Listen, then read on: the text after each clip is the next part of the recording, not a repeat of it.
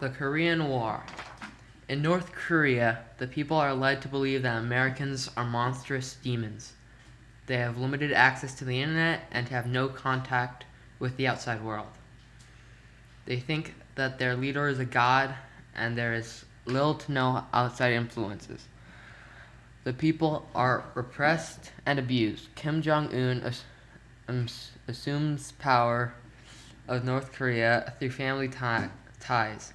In 2011, since that time, he has been developing and testing nuclear weapons and missiles at a much faster rate than his grandfather, Kim the second son, or his father, Kim Jong il.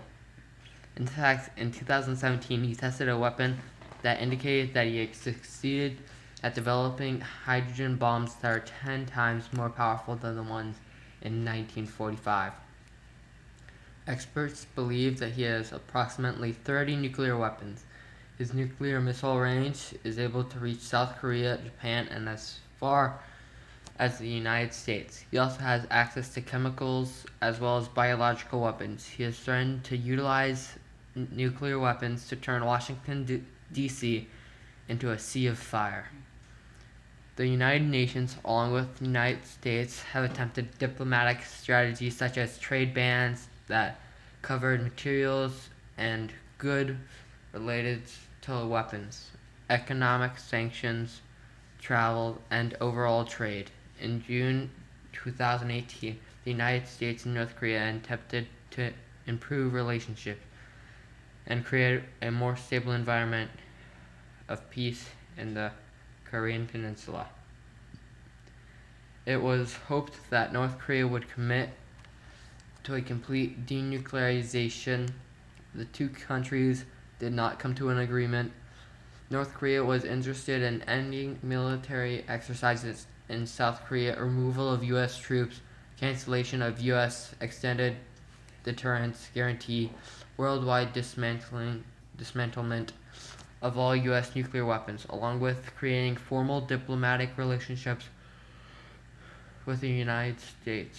Signing a peace treaty, they also wanted sanctions removed and suppressions of South Korea's freedom of speech. As of February 2019, there has been no headway. North Korea remains a threat to the U.S.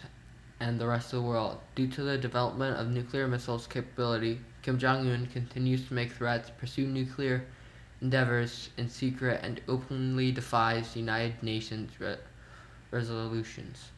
This behavior has been labeled deny, deceive, and delay. North Korea may believe that having nuclear weapons evens the power between them and the U.S.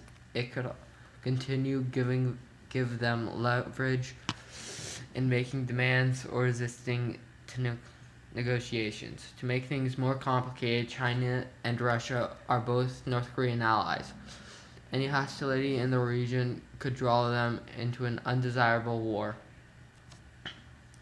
During World War II, Japan controlled the Korean Peninsula.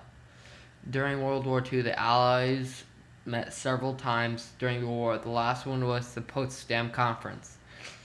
They were discussing the Russians getting involved in the war against Japan. They agreed to engage in August 1945. It was about the time that the U.S. dropped the atomic bomb on Japan. In return for their assistance, they took back some Japanese islands that they had lost to Japan in 1905 and assumed control of North Korea. They kept the northern half of Korea that bordered the Russia. North Korea became communist because Russia controlled it and installed a communist government. The south was occupied by Allied forces, mostly U.S. The country was divided at the 38th parallel. This chain of events set stage for the Korean War. In 1948, Kim Il-sung became the leader of the North Korea, and in 1950 he invaded South Korea with the goal of making Korea one communist nation.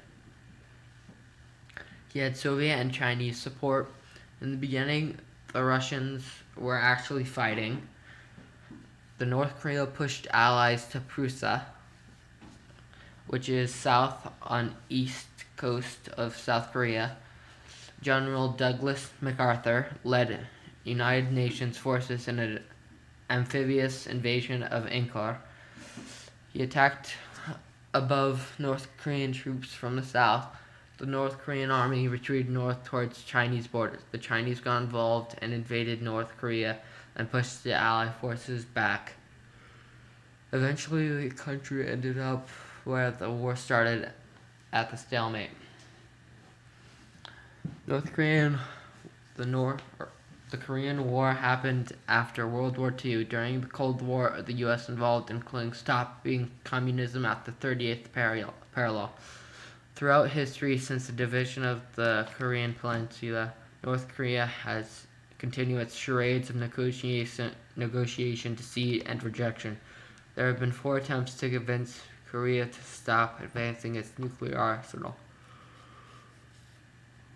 The latest talks just added to the count failed attempts. There continues to be United Nations sanctions, and North Korea remains very poor.